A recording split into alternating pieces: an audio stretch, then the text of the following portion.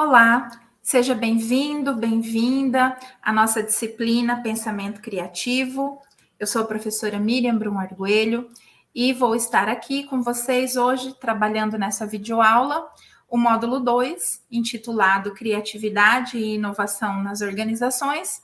E na unidade 2, nós estamos focando o nosso olhar a respeito das organizações, da indústria e da economia criativas. Bom, então, nas leituras que nós temos feito, nos estudos, a gente tem lido e conversado a respeito do pensamento criativo atuando nas organizações, né? Então, dentro dessa perspectiva, a gente tem a designação, né, de organizações criativas, como nós já vimos na unidade 1. Nós temos a economia criativa, que também vimos na unidade 1, e a indústria criativa, que será o nosso foco agora, juntamente com a economia criativa. Então, essas temáticas, né, elas vão todas girando em torno do uso da criatividade e da inovação aplicada a negócios, né, com a intenção ou não de gerar lucro, né, de gerar comércio, comercialização.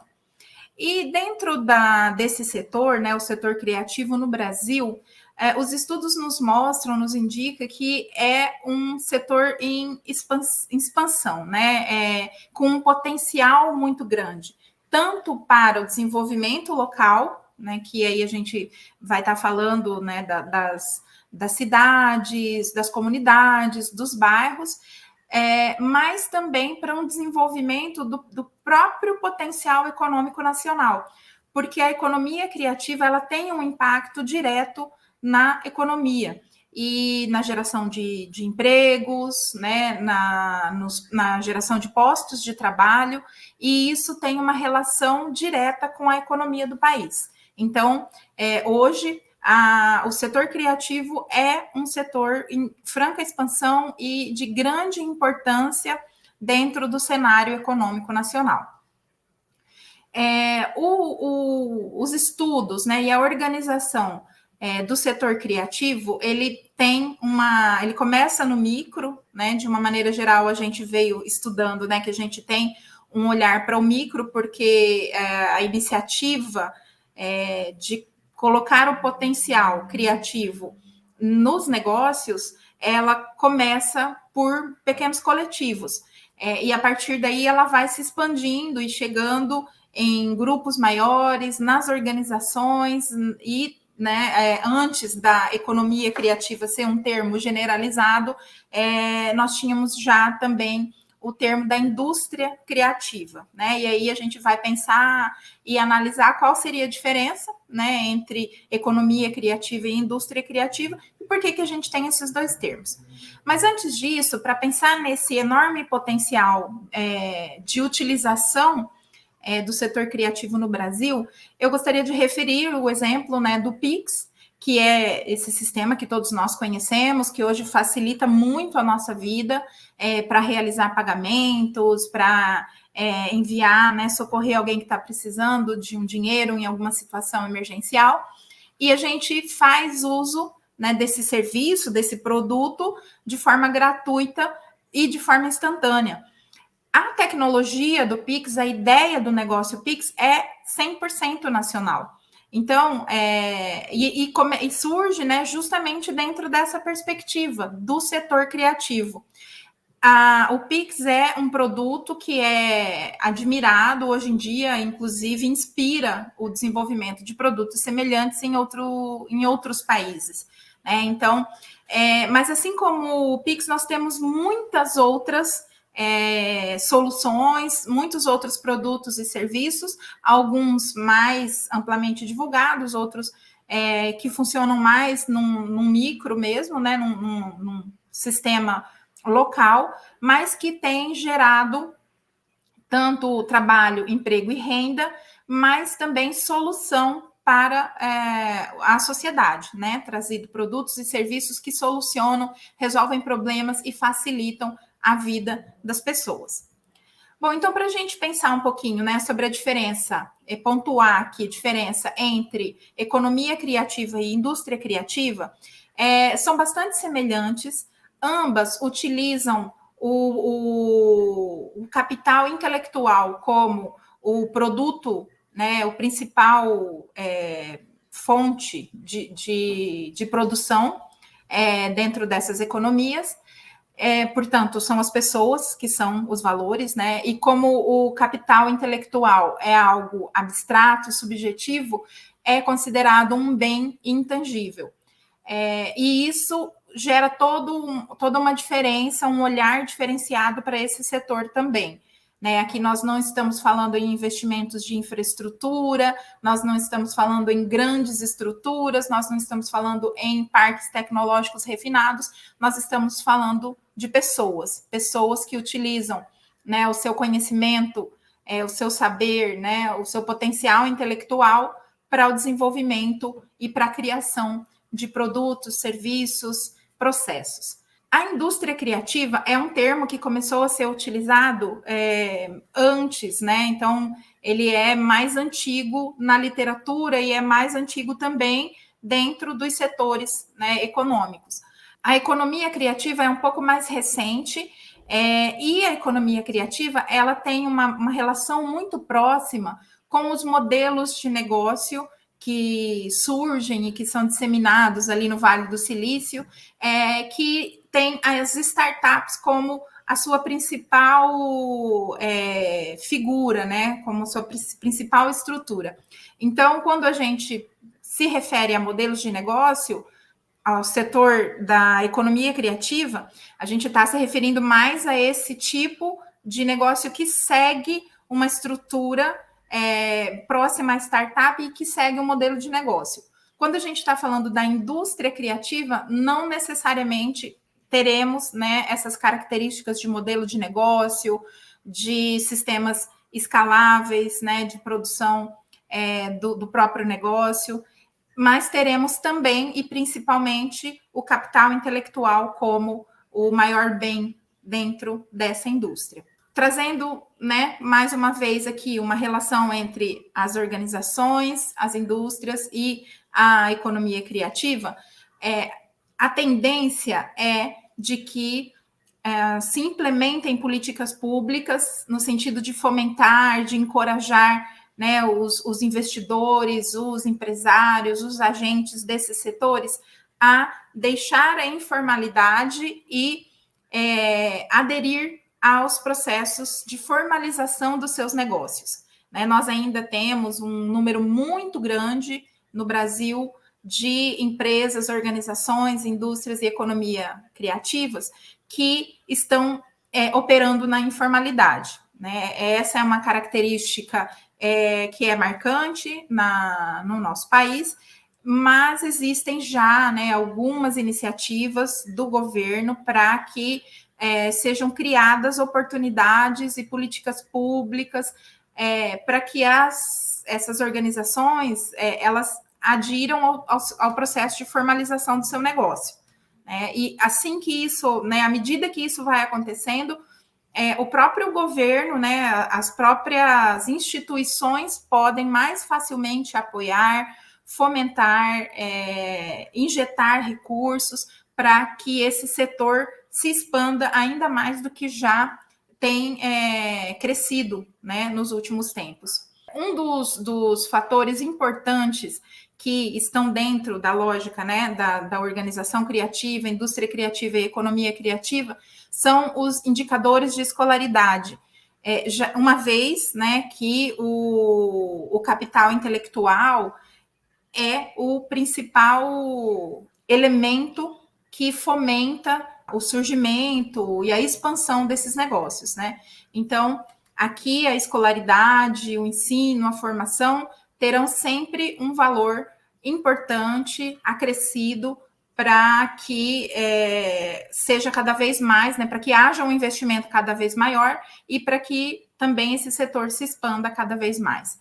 E no mesmo sentido, da mesma forma, a taxa de qualificação superior também no setor criativo.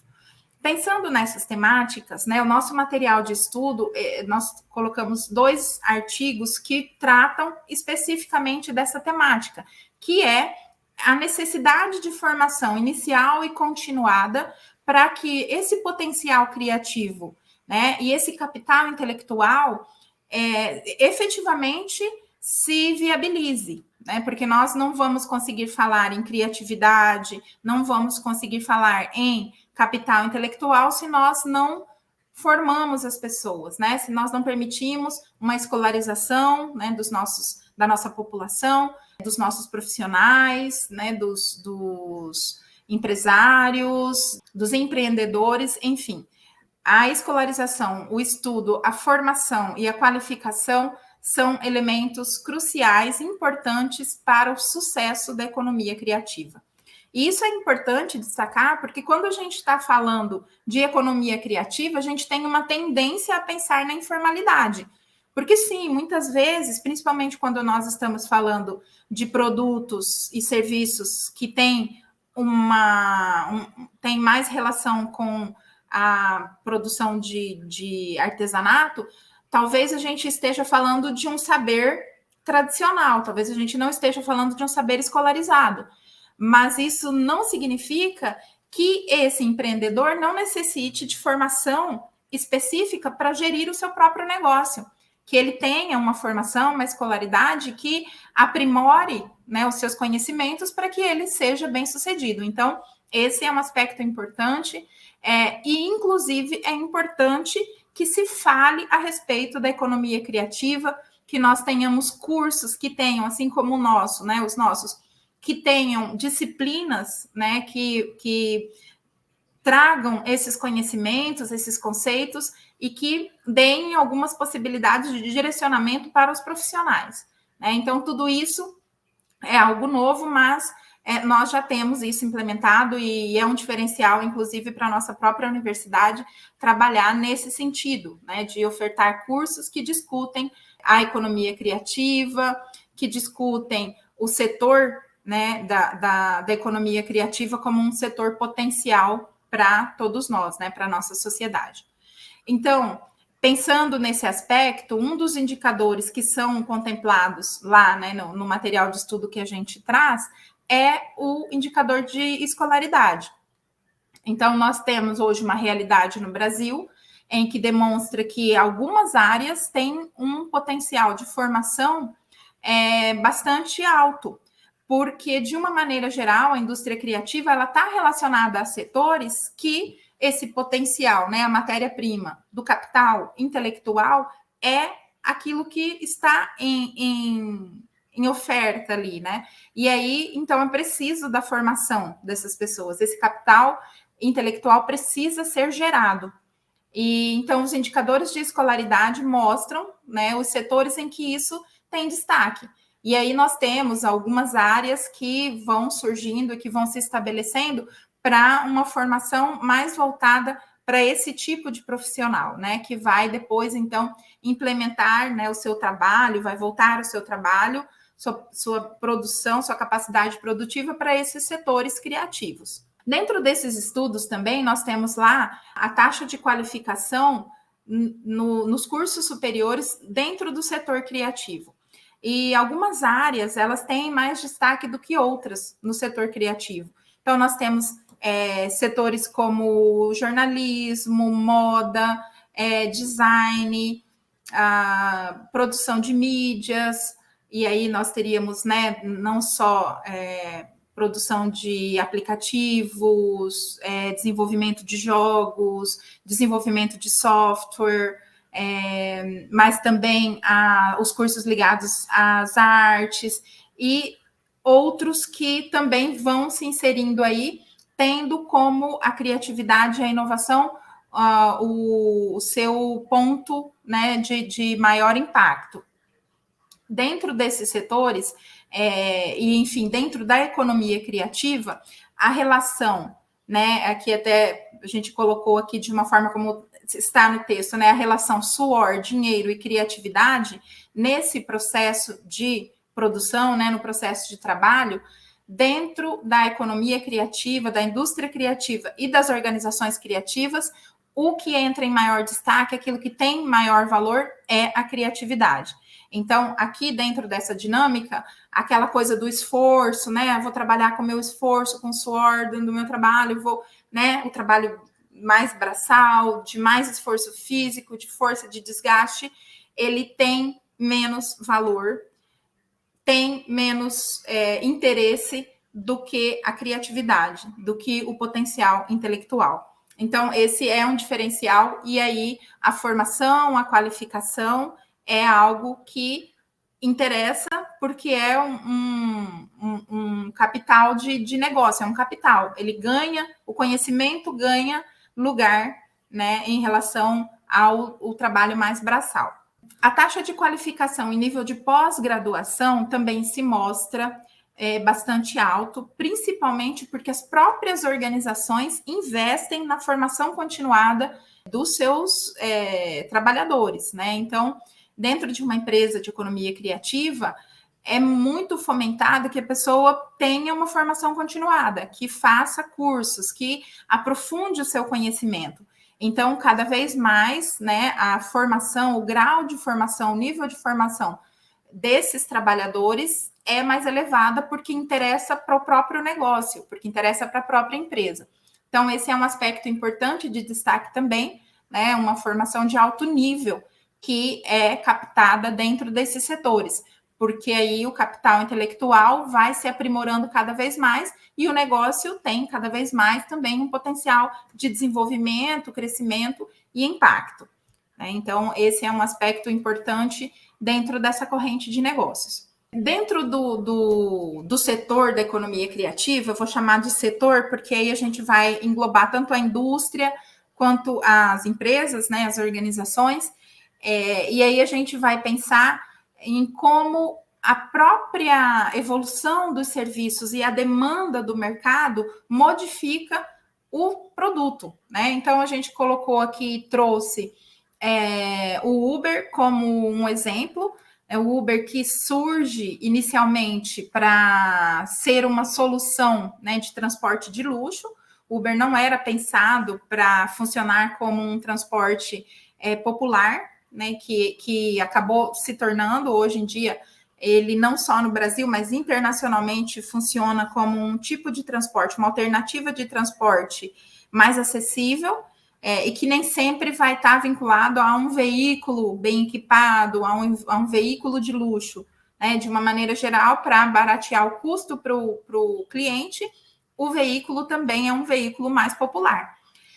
E isso mostra que tanto, né, a própria ideia, né, de economia criativa que surge, né, e o Uber é um dos bons exemplos para pensarmos, né, esse tipo de solução, porque ela surge, né, o Uber é um exemplo de economia criativa. Ele surge a partir de um coletivo que se organiza, cria uma solução para um problema, para uma demanda, cria um modelo de negócio.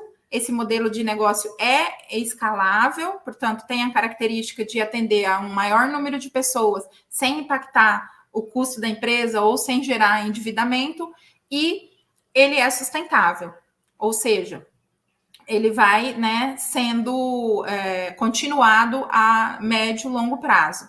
Então, o Uber é um exemplo de modelo de negócio, mas que surge dentro da economia criativa como pensado para uma determinada finalidade e se repensa, se reorganiza e se refaz para atender a demanda. Então, ele se modifica dentro desse processo. E nisso, nessa modificação, ele aumenta exponencialmente o número de pessoas que aderem à oferta desse serviço, né? Então, o número, né, a proporção de ocupação de pessoas nesse setor aumentou muito quando o Uber mudou a sua oferta, o seu serviço, né?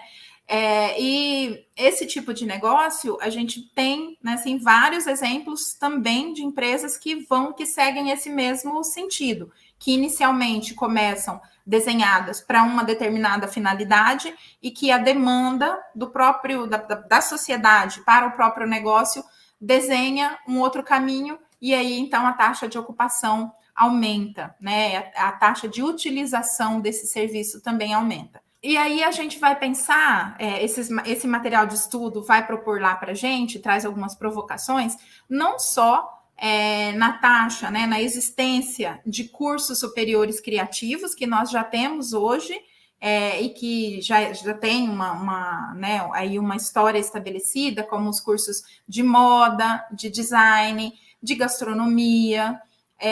Nós temos os cursos que são mais voltados, né, que seria de urbanismo e arquitetura. Esses cursos já estão estabelecidos e são considerados cursos dentro do setor criativo. Novos cursos como design de software, design de jogos digitais, desenvolvimento de aplicativos, são cursos também superiores e que vêm atender uma demanda, né, desenvolvimento de banco de dados, vem para suprir uma necessidade do mercado, mas são considerados cursos superiores criativos. Então, no Brasil, nós temos aí também um crescimento na taxa da oferta desse tipo de curso, porque nós temos uma demanda da sociedade, né? Banco de dados, por exemplo, e cursos de formação na área de tecnologias tem tido uma demanda muito grande por profissionais qualificados. Então, a própria universidade se adapta a essa demanda e começa a ofertar cursos que vão atender, né, a isso que a sociedade pede, né, de profissionais qualificados para atender esses setores. Mas existem ainda estudos que nos mostram que há algumas profissões que vão existir no futuro e que nesse momento não há curso de formação para elas, porque a própria organização da sociedade vai demandar novas formações. Então, até para a gente ir pensando e estudando, né, os indicadores nos mostram que novas profissões irão surgir, algumas deixarão de existir e novas irão surgir, como, por exemplo, facilitador de TI, né, facilitador de tecnologias da informação. Hoje nós vemos, né, bastante comum para quem convive com pessoas de idade, né, pessoas idosas, a dificuldade em utilizar o celular, utilizar, por exemplo, o banco eletrônico, o caixa eletrônico, o banco online, para utilizar, de maneira geral, os serviços tecnológicos. Até aqueles totens que hoje estão popularizados na maior parte dos serviços públicos, serviços de saúde, muitas vezes as pessoas idosas têm dificuldade de utilização desse tipo de tecnologia. E então, uma das profissões que é pensada para o futuro é do facilitador de TI. Porque além das pessoas idosas, tem também as pessoas que não gostam, que não têm afinidade com as tecnologias. Então, esse facilitador seria aquele profissional que vai mediar a utilização, né, do sujeito, da pessoa com a tecnologia. E nós aqui falamos de aplicativos, de serviços individuais, mas nós podemos pensar em tecnologias mais sofisticadas também, como a utilização de equipamentos na telemedicina. Telemedicina é uma área em franca expansão também, né? Nós temos equipamentos sendo desenvolvidos e até já sendo utilizados hoje em dia com uma tecnologia sofisticada, em que são procedimentos completamente pelo computador. E utilizar esse tipo de equipamento, saber utilizar esse tipo de equipamento, é algo que vai ser uma demanda importante para o futuro. Uma outra profissão que tem sido discutida é o especialista em corrupção. Nós sabemos, né, que a corrupção existe, não institucionalizada e aberta, sabemos que existe, mas mesmo nos casos em que ela não é institucionalizada, a corrupção é um dado que é estudado como presente, como um elemento da economia internacionalmente. Existe em todos os países, em todos os lugares. Então, existe uma tendência para que se formem especialistas profissionais em identificar, né, os processos de corrupção e de tratar esses processos, né, as melhores formas de solucionar, de corrigir, de punir, enfim, profissionais que estejam preparados para lidar com esse tipo de processos. E aí um também que seria o walker e talker, que seriam o que a gente poderia chamar de acompanhantes, né? Seriam pessoas formadas profissionalmente para fazer caminhadas, para fazer, né, walker, caminhar e conversar. Porque nós sabemos que a tendência, né, de uma expectativa de vida maior, né, da nossa população e uma expectativa de pessoas que vivem sós, né? Então, tanto essas duas realidades, elas demandam por profissionais que futuramente terão que trabalhar com oferecendo produtos e serviços para atender essas demandas, né? De acompanhamento para passeios, para estar em eventos, para fazer compras, para, enfim, várias atividades, mas também para conversar, para fazer companhia, para estar junto, né? Então, já estão pensadas essas profissões e são potenciais negócios dentro da economia criativa. Pensando na dimensão essencial dos negócios, né? Quando nós vamos falar da indústria criativa, por exemplo, então, a indústria criativa, para a qual o principal é o capital intelectual, ela precisa, né, ter ali uma estrutura, um ecossistema empreendedor, né? Então, quando a gente vai pensar, né, como é que esse negócio funciona potencialmente, como é que ele existe, como é que ele se mantém, então, a presença desse ecossistema empreendedor, que vai estar aí com presença, né, das incubadoras de ideia, do Sistema S, que não só dá formação, mas também tem linhas de crédito, também tem orientações para o financiamento e para a organização do próprio negócio, gera um ecossistema, gera uma estrutura que oferece, né, todos os elementos necessários para que esse negócio surja, para que ele se estabeleça e se mantenha sustentável, né, ao longo de um período aí, né, de médio e longo prazo. Esses ecossistemas, eles também são importantes para que os gestores públicos possam fazer a gestão do próprio setor, né, o setor criativo, da economia criativa, e também para a sociedade em geral. Portanto, pensar em indústria criativa de uma maneira individualizada não é algo que fomente esse ecossistema, ou não é algo que permita que esse ecossistema aconteça, né? Então, o potencial criativo, o potencial intelectual é individual, mas é necessária a presença de um ecossistema para que isso aconteça de forma sistematizada, organizada e que surja efetivamente um negócio estruturado. Bom, pensando na indústria criativa e pensando em seus limites e possibilidades, a partir dos autores que estudamos, né, o capital intelectual é a base da indústria criativa, portanto, é o bem maior, né, que é tratado aqui, e é um bem intangível, portanto, não é possível medir, quantificar, precificar esse bem. E isso é uma característica muito importante que precisa ser levada em consideração dentro da indústria criativa, porque é um fator que tanto pode trazer grandes possibilidades, né, de crescimento, de expansão da indústria criativa, como pode ser um fator que dificulte e traga entraves, porque se nós não valorizamos esse capital intelectual enquanto país, enquanto sociedade, a tendência de que esse capital ele migre para outros países, para outros espaços, é muito grande.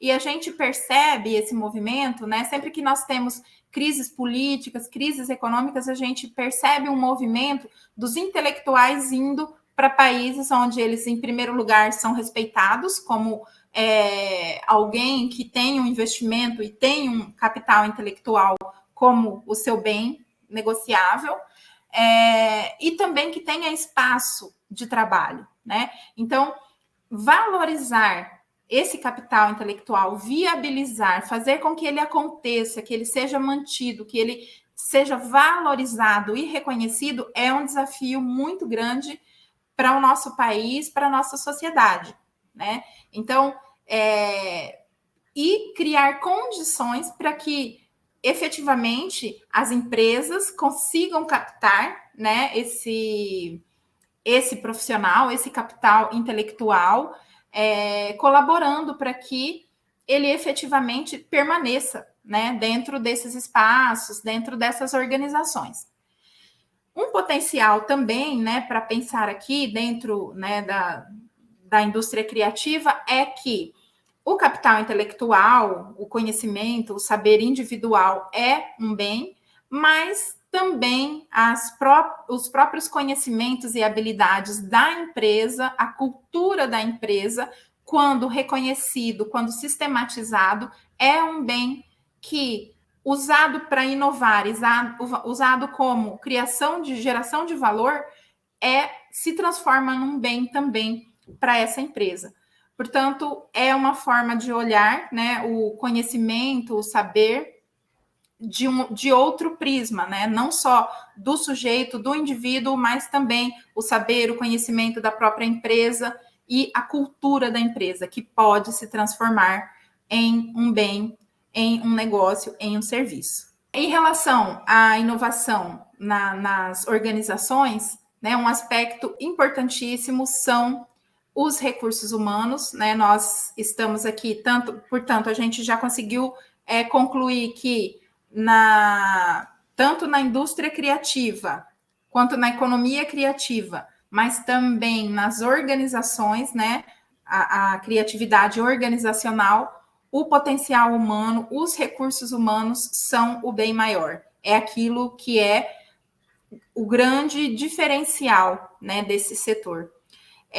E aí, dentro desses processos, né, a pessoa produz também bens culturais, produz obras, produz eventos artísticos, serviços. Tudo isso é fruto do conhecimento e da criatividade das pessoas. Portanto, é também parte desse todo, né? E as organizações, elas podem tirar partido para inovar, né, os seus serviços, os seus produtos, porque é algo que está ali, que está presente e que muitas vezes não é algo que é potencializado, que é valorizado a partir dos recursos humanos presentes nas organizações. Bom, e assim, caminhando já para o final aqui da nossa videoaula, o setor, né, criativo, a indústria criativa, as organizações criativas, a economia criativa, é um negócio como qualquer um outro. Portanto, tem as suas estruturas e necessita, né, das mesmas estratégias que são pensadas para negócios que pretendem se projetar, né? Então, assim, é preciso que haja, né, iniciativa e investimento para os conhecimentos clássicos, né, que estão relacionados à gestão, que estão relacionados a sistemas, né, mais eficientes e bem elaborados para tratar das finanças, dos negócios, para tratar de marketing e as outras áreas que fazem parte desse negócio. Portanto, ser uma indústria criativa, ser da economia criativa, não significa que essas outras áreas não serão importantes e que não há também a necessidade de um olhar e, de preferência, um olhar inovador para essas áreas também. Então, o negócio como um todo deve ser pensado, deve ser trabalhado no sentido de inovação, né, de modificação, para que a empresa efetivamente, né, a organização efetivamente se destaque. Dentro das organizações, também um setor que trabalha muito dentro da perspectiva da inovação é a gestão da qualidade nas organizações. Hoje nós já temos internacionalmente reconhecido as normas ISO, que trazem ali uma série de padrões para fluxos, processos e organização das práticas nas empresas, mas também tem chegado, né, essa mesma lógica das normas ISO até para os setores governamentais. como uma forma de sistematização dos processos e possibilidade de inovação desses mesmos processos, né? Porque quando o foco está na qualidade e quando o olhar está para inovar fluxos e processos, toda organização é beneficiada. Então, hoje a gente vê amplamente sendo implementado os programas de gestão da qualidade como uma atividade de inovação dentro das organizações. E, por último, a gente vai falar sobre inovação e sustentabilidade. Dentro do nosso material de estudo, a sustentabilidade é uma área importantíssima que não se descola, né, de toda a iniciativa, de todo o conceito da economia criativa, né? Porque a sustentabilidade é um aspecto importante que caracteriza, inclusive, né, as iniciativas da economia criativa. Portanto, o aspecto, né, ou a necessidade de um negócio, um produto, um serviço ter o menor impacto possível, né, tanto no setor econômico quanto ambiental, com o menor desperdício possível de recursos, né, recursos humanos, recursos materiais, recursos naturais, trabalhar dentro dessa perspectiva, né, ao longo do tempo de forma sustentável, é uma forma de trabalhar a partir da perspectiva da sustentabilidade.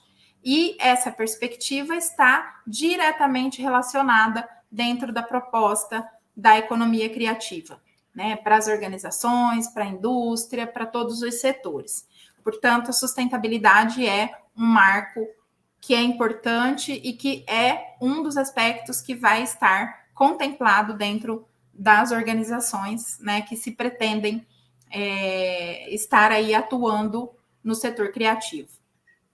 Bom, e as considerações aqui sobre essa unidade de estudo é que nós tivemos ali, né, nos debruçando, né, um olhar para os indicadores do Brasil como um setor criativo, né, o potencial do Brasil dentro da indústria criativa, da economia criativa, e aí nós temos, né, não só o Brasil já se destacando, né, em produtos e serviços, mas com um potencial muito grande, e ao mesmo tempo com a necessidade de implementação de políticas públicas que fomentem o surgimento e as garantias também necessárias para a economia criativa.